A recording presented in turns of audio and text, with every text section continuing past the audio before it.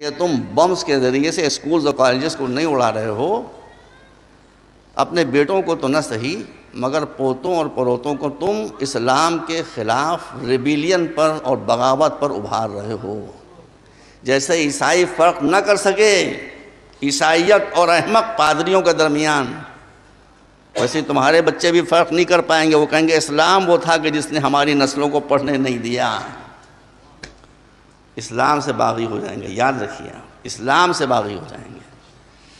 اس لیے کہ قرآن کہتا ہے کہ ہر وہ شے اما ما ينفع الناس ويمكث في الارض، کوئی بھی شے صرف اس وقت تک باقی رہتی ہے جب تک اس کے ذریعے سے لوگوں کی مشکلیں حل ہوتی رہیں،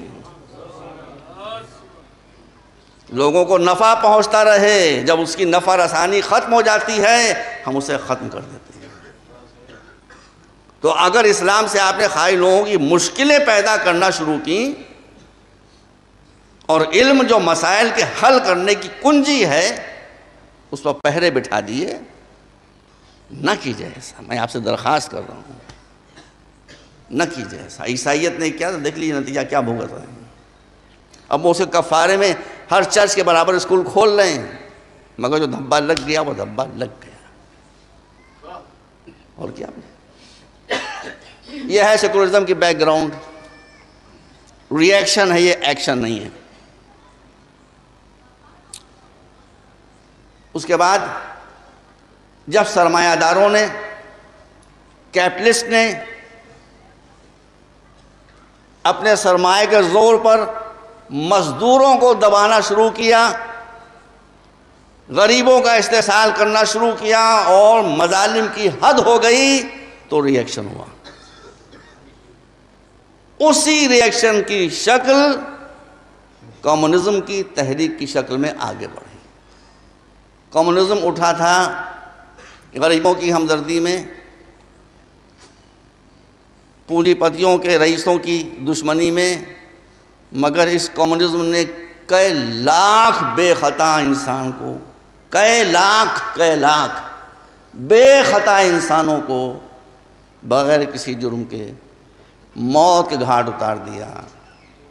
کیسے کیسے مارا اس کی تفصیل میں پیش نہیں کر سکتا آپ کے ساتھ، ورنہ بسیار اندر دنیا یزید، یک حسین نیز کو گردش شہید۔ حسین ایک نہیں ہے کہ جو شہید ہو جائے، یزید بھرے میں۔ سائبیریا کے برفستان میں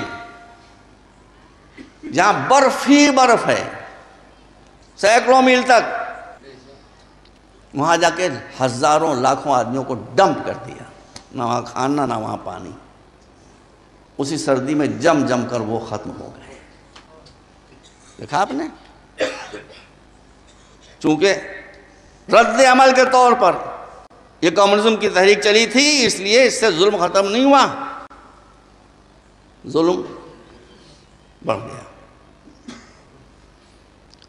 اور اسی لیے کمیونزم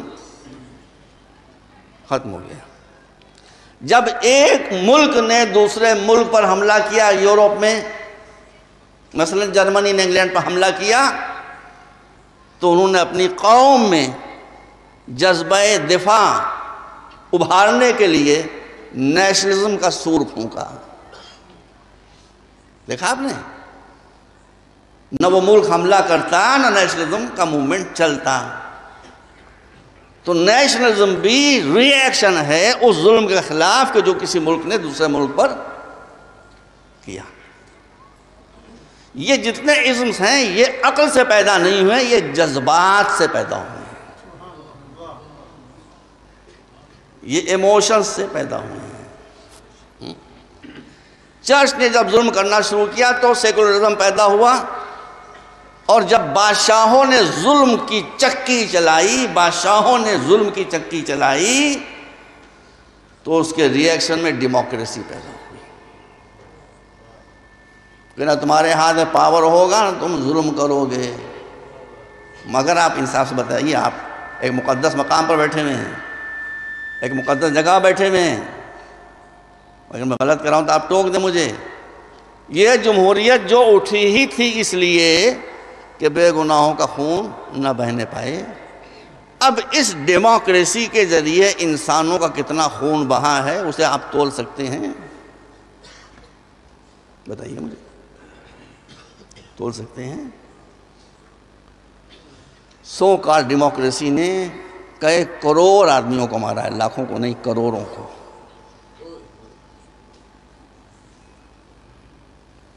دوسری جنگ عظیم، پہلی جنگ عظیم اور آج بھی جو کچھ ہو رہا ہے یہ سب ڈیموکریٹک کنٹریز ہی کی طرف سے ہو رہا ہے۔ بس اب وقت کم ہے میرے پاس، تو اس لیے اسلام جسٹس کا مشن ہے، انجسٹس کا مشن نہیں ہے، اس لیے وہ کوئی ازم نہیں ہے، اس لیے وہ انسان کا بنایا ہوا کوئی نظام نہیں ہے جو ہمیشہ جذباتیت پر مبنی ہوتا ہے۔ اسلام is not also a religion۔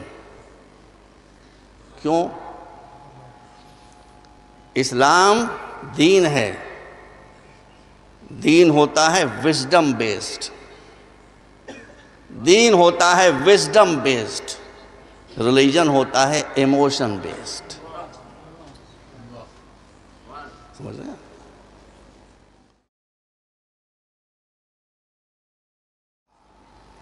آپ کہیں کہ جو نماز نہ پڑھے وہ مسلمان نہیں ہے، جو روزہ نہ رکھے وہ مسلمان نہیں ہے۔ مسلمان نہ ہونا تو اب اتنا آسان ہو گیا ہے، اتنا آسان ہو گیا ہے۔ کسی کے داڑھی نہیں ہے، آپ نے کہا یہ مسلمان نہیں ہے۔ داڑھی کتنی بڑی ہو، کم سے کم تون تک تو ہونا ہی چاہیے، اس سے کم میں اسلام نہیں آئے گا۔ یہ بھائی میں جانتا ہوں نہیں، میں تو فلم دیکھتا نہیں، لیکن پاکستان نے کچھ کیا ہو یا نہ کیا ہو، ایک فلم پاکستان نے ایسی بنائی ہے جس کو میں نے دیکھا، and that film is a wonderful film، جس فلم کا نام ہے خدا کے لیے۔ بھائی خدا کے لیے آپ دیکھ لیں۔ ایک روشن خیال عالم ہے جو اسے صرف اتنا سوال کرتا ہے کہ یہ بتا دیے، داڑھی کو تو ہم بھی مانتے ہیں، مگر یہ بتائیے کہ اسلام میں داڑھی ہے یا داڑھی میں اسلام ہے؟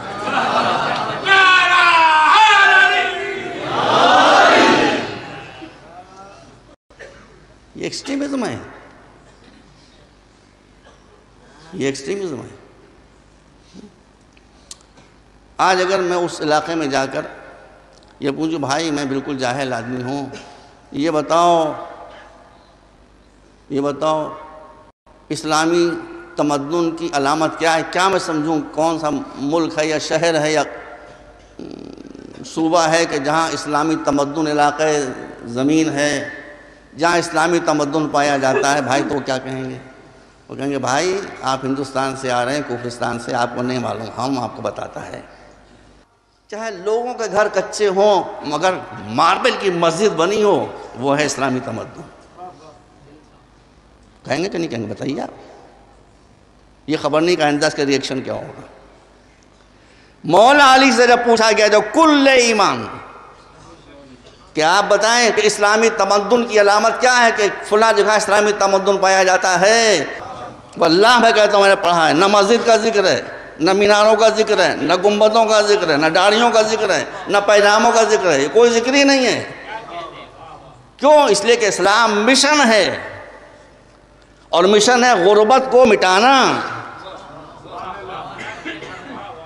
تو اگر کسی اسلامی ملک میں اگر کسی اسلامی ملک میں غربت پائی جاتی ہے تو مولا علی کے لحاظ سے اسے اسلامی ملک کا ٹائٹل نہیں دیا جا سکتا۔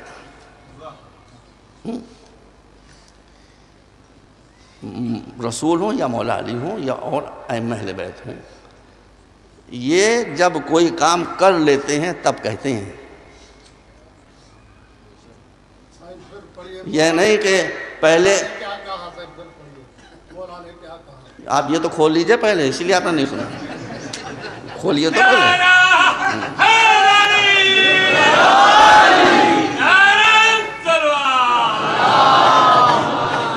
مولانا نے فرمایا کہ اسلامی تمدن وہاں ہے جہاں سب اتنے مالدار ہوں کہ دینے پر تیار ہوں، پیسے لیے گھوم رہے ہوں، اور کوئی غریب نہ ہو یا بے غیرت نہ ہو جو لینے پر تیار ہو۔